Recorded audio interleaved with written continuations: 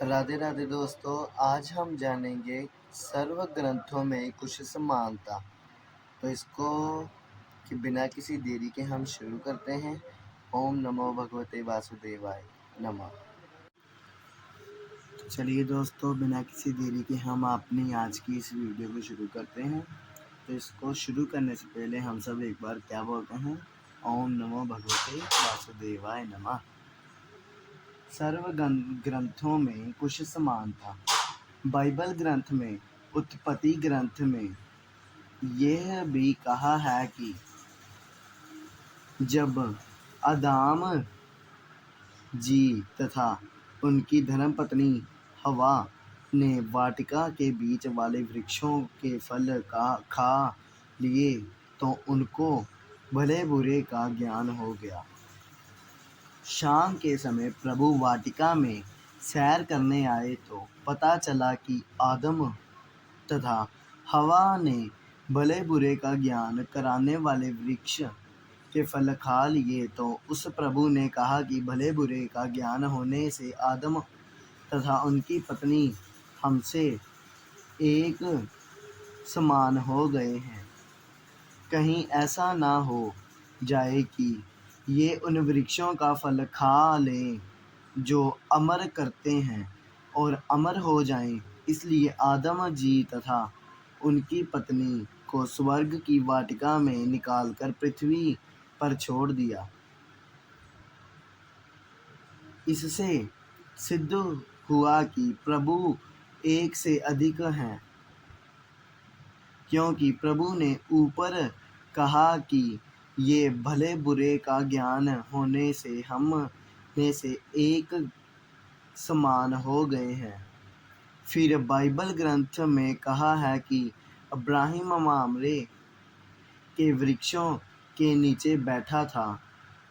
उसको 3 प्रभु दिखाई दिए, उनको खाना खिलाया, दंडवत प्रणाम करके आशीर्वाद लिया।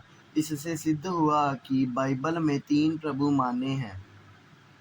मुसलमान धर्म में 4 यारी माने गए हैं जो बालक रूप में रहते हैं। सूक्ष्म वेद अर्थात तत्व ज्ञान में कहा है कि वही सनक सनंदना, वही 4 यारी, तत्व ज्ञान जाने बिना बिगड़ी बात सारी। इसका अर्थ है, हिंदू धर्म में जो सनक सनंदन सनातन तथा संत कुमार बालक रूप में रहते हैं वे ब्रह्मा जी के मानस पुत्र हैं। मुसलमान धर्म में उन्हीं को 4 यारी 4 बालक मित्र कहते हैं। फिर सूक्ष्म वेद में कहा है कि वही मोहम्मद, वही महादेव, वही आदम, वही ब्रह्मा, दास गरीब दूसरा कोई नहीं, देख अपने धर्म। इसका अर्थ है, मुसलमान धर्म में प्रवर्तक हजरत मोहम्मद जी भगवान शिव के लोक से आए पुण्यकर्मी आत्मा थे जो परंपरागत साधना ही एक गुफा में बैठकर किया करते थे। शिव जी का एक गुण जो 11 रुद्रों में से एक है, वह मोहम्मद जी से उस गुफा में मिले। उन्हीं की भाषा अरबी भाषा में काल प्रभु अर्थात ब्रह्मा का संदेश सुनाया। इसी रुद्र को मुसलमान जबरील फरिश्ता कहते हैं जो नेक फरिश्ता माना जाता है। भावार्थ है कि हजरत मोहम्मद भी शिव के बच्चे हैं। जो मुसलमान धर्म का पवित्र तीर्थ स्थल काबा है, उसमें भगवान शंकर के लिंग के आकार का पत्थर लगा है। उसको मुसलमान श्रद्धालु सिजदा अर्थात प्रणाम करते हैं। आदम बाबा पुराणों में तथा जैन धर्म के ग्रंथों में प्रसंग आता है जो इस प्रकार है। त्रिशदेव जी राजा नाभिराज के पुत्र थे। नाभिराज जो अयोध्या के राजा थे। त्रिभदेव जी के 100 पुत्रों तथा एक पुत्री थी। एक दिन परमेश्वर एक संत रूप में ऋषभज देव जी को मिले।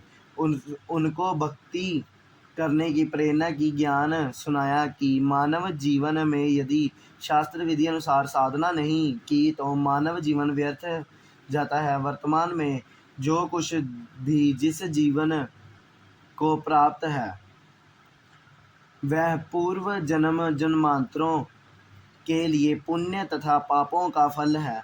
आप राजा बने हो, यह आपका पूर्व का शुभ कर्म फल है। यदि वर्तमान में भक्ति नहीं करोगे तो आप भक्ति शक्तिहीन तथा पुण्यहीन होकर नरक में गिरोगे तथा फिर अन्य प्राणियों के शरीरों में कष्ट उठाओगे। फिर भी वह बैटरी कार्य कर रही है, इंटरवर्ट से पंखा भी चल रहा है, बल्ब ट्यूब भी जग रहे हैं। इसी प्रकार मानव शरीर का इन्वर्टर है, शस्त्र अनुकूल भक्ति चार्ज है। परमात्मा की शक्ति से मानव फिर से चार्ज हो जाता है, अर्थात भक्ति की शक्ति का धनी तथा पुण्यवान हो जाता है। ये ज्ञान उस ऋषि रूप में प्रकट परमात्मा के श्री मुख कमल से सुनकर ऋषिभुज देव जी ने भक्ति करने का पक्का मन बना लिया।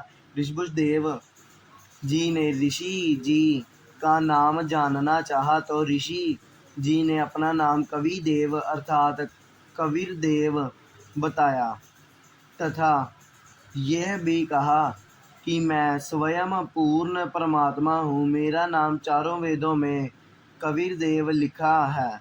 मैं ही परम अक्षर ब्रह्मा हूँ। सूक्ष्म वेद में लिखा है, ऋषदेव का आया कभी नामे करतार, नौ युगेश्वर को समझाया जनक विदे उद्धार। इसका अर्थ ऋषभुज देव जी को कभी नाम से परमात्मा मिले, उनको भक्ति की प्रेरणा दी। उसी परमात्मा ने 9 युगेश्वरों तथा राजा जनक को समझाकर उनके उद्धार के लिए भक्ति करने की प्रेरणा दी। ऋषभुज देव जी को यह बात रास नहीं आई कि ये कबीरदेव ऋषि ही प्रभु हैं, परंतु भक्ति का दृढ़ मन बना लिया। इस तपस्वी ऋषि से दीक्षा लेकर ओम नाम का जाप तथा हठयोग किया। ऋषिभुज देव जी का बड़ा पुत्र भरत तथा भरत का पुत्र मरीचि तथा ऋषिभुज देव जी ने पहले 1 वर्ष तक निराहार रहकर तप किया, फिर 1000 वर्ष तक घोर तप किया। तपस्या समाप्त करके अपने पौत्र अर्थात भरत के पुत्र मरीचि को प्रथम धर्म दक्षिणा दी। यह मरीचि वाली आत्मा 24वें तीर्थकर महावीर जैन जी हुए थे। ऋषभुज देव जी ने जैन धर्म नहीं चलाया, ये तो श्री महावीर जैन जी ने चला है। वैसे श्री महावीर जी ने भी किसी धर्म की स्थापना नहीं की थी, केवल अपने अनुभव को अपने अनुयायियों को बताया था। वह एक भक्ति करने वालों का भक्त समुदाय है। ऋषिभुज देव जी ओम नाम का जाप ओंकार बोलकर करते थे, उसी को वर्तमान में उपभ्रंश करके ओंकार मंत्र जैनी कहते हैं। इसी का जाप करते हैं। इसको ओंकार तथा ऊं भी कहा जाता है। हम अपने प्रसंग पर आते हैं। जैन धर्म ग्रंथ में तथा जैन धर्म के अनुयायियों द्वारा लिखित पुस्तक आओ जैन धर्म को जाने में लिखा है कि ऋषिभुज देव जी जैनी उन्हीं को आदिनाथ कहते हैं, वाला जीव ही बाबा आदम रूप में जन्मा तथा अब उसी सूक्ष्म वेद की वाणी का सरलार्थ करता हूँ। तो धन्यवाद दोस्तों, इसी के साथ हमारी आज की ये वीडियो जो है समाप्त होती है। आज हमने इसमें से कुछ 2 अध्याय पढ़े हैं जो कि हमें बताते हैं कि कौन से धर्म की स्थापना किस ऋषि ने की, किसने जो है वो भक्ति की प्रेरणा किसको दी, ये सब इस वीडियो में आपको बता दिया गया है। तो राधे राधे दोस्तों, एक बार जाने से पहले हम फिर से बोलेंगे ओम भगवते वासुदेवाय नमः। इस मंत्र का जाप करने से हमारे मन की तृप्ति होती है और हम शुद्ध हो जाते हैं। तो आप भी घर में जब भी आपको समय मिले तो आप इस मंत्र का जाप अवश्य करें।